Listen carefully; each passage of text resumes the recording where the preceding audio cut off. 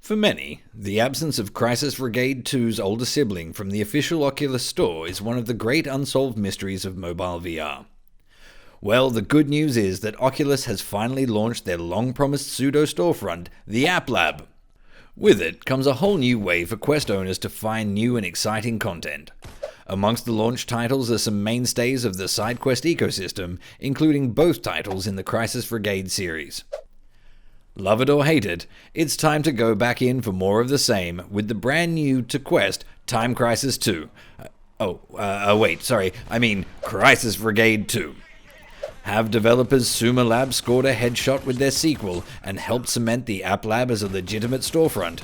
Or will they be found hiding behind a dumpster, sobbing into their spent ammunition? Let's duck behind that crate and see. Did you ever play Time Crisis when you were younger? Did you like it? I did.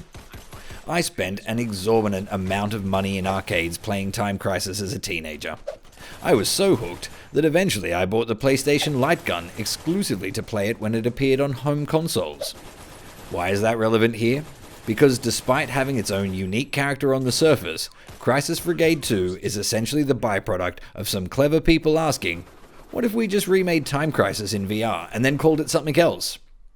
Well, after the last few days of playing Crisis VRigade 2, all I can say is if the sweaty, fuzz-lipped, pubescent version of me that I just mentioned had played this game, I would probably still be living in my parents' house playing video games today.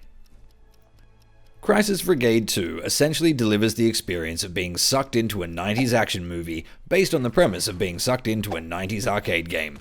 The format is simple.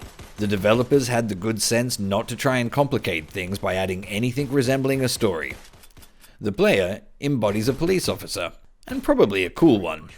Maybe some rogue detective who plays by his own rules, or a SWAT leader out to avenge his partner. I'll let you decide, because the game doesn't bother, so you may as well just pick a trope that makes you feel actiony and dive in.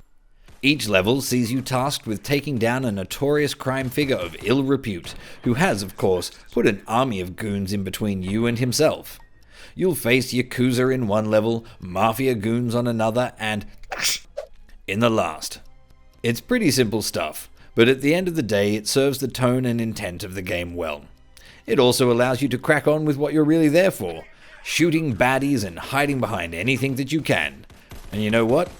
It's really cool. The gameplay in Crisis VRigade 2 consists of a series of set pieces that sees the player start near some cover spot while a veritable horde of goons advance guns a-blazing. Each little action vignette positions the player differently relative to the setting and the advancing enemies, requiring different movements to survive. Once you let go and immerse yourself, Crisis VRigade 2 really made me feel like an action hero in the most childishly enjoyable way that I've experienced in quite a while. The game almost begs you to roleplay every outlandish scene from the action movies of your childhood. This includes classic scenes like fire blindly over the top of the desk while pinned down by enemy fire, or have your back to a concrete pillar while henchmen slowly advance from either side. It's great. I haven't felt this much like a child playing action heroes in decades, and I'm genuinely surprised by the nostalgic resonance that this game evokes. Another nice touch is that some environmental elements can be destroyed, whether by your enemies or yourself. This lends an interesting tactical component to the action. Extended cowering behind cover allows enemies to whittle it away to nothing, leaving you nowhere to hide. Similarly, when cornered, you can shoot out strategically positioned sections of whatever you're hiding behind, allowing you to sneak a few unexpected shots into the fray. In many games on Quest, closely positioned items are rendered as one object, with your bullets unable to pass between them. This is gloriously not the case in Crisis VRigade 2. The game not only allows you to make these cunningly improbable shots, but almost requires you to do so if you're to have any hope of surviving.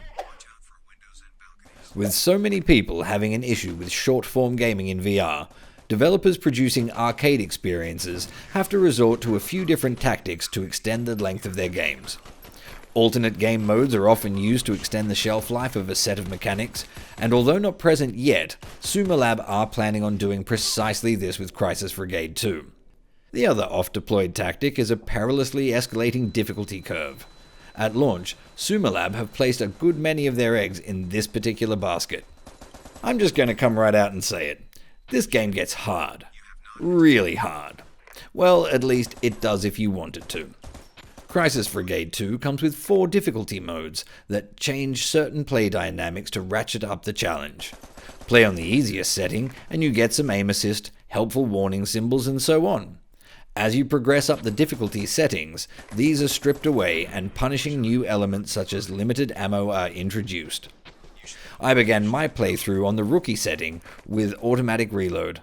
It still took me about 90 minutes to complete all 3 levels. With a bit more experience under my belt, I finished the same 3 levels on the cadet setting in about the same time period. After that, this game gets hard.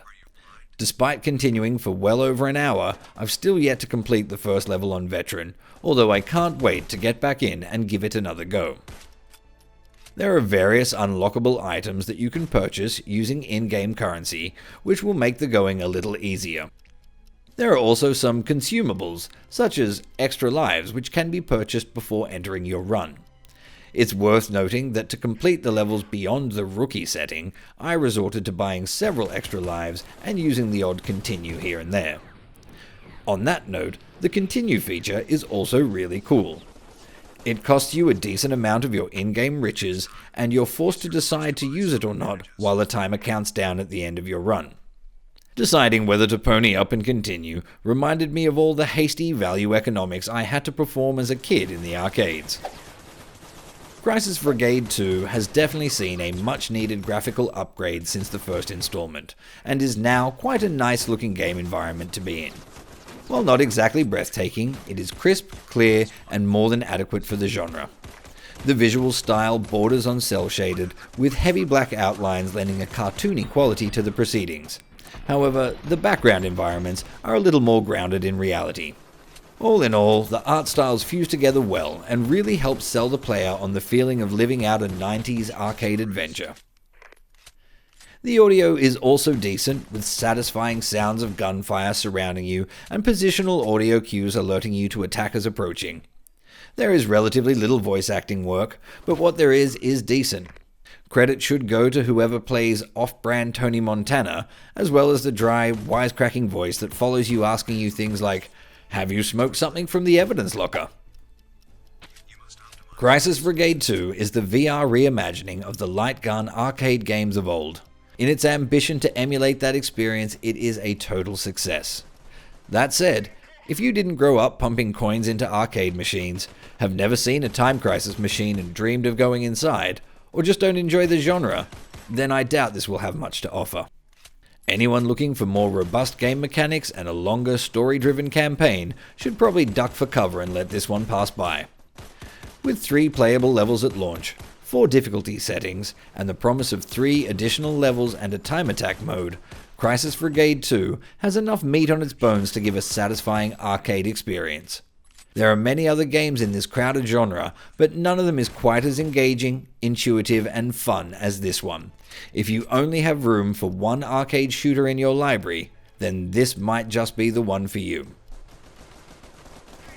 Nostalgic. 7.5. If you're enjoying the channel and would like to stay up to date when new content is available, click the subscribe button now. Also, and I don't want to alarm you, but I heard that all the Yakuza guys from the first level were coming for you right now, and the only way to stop them is to click the like button.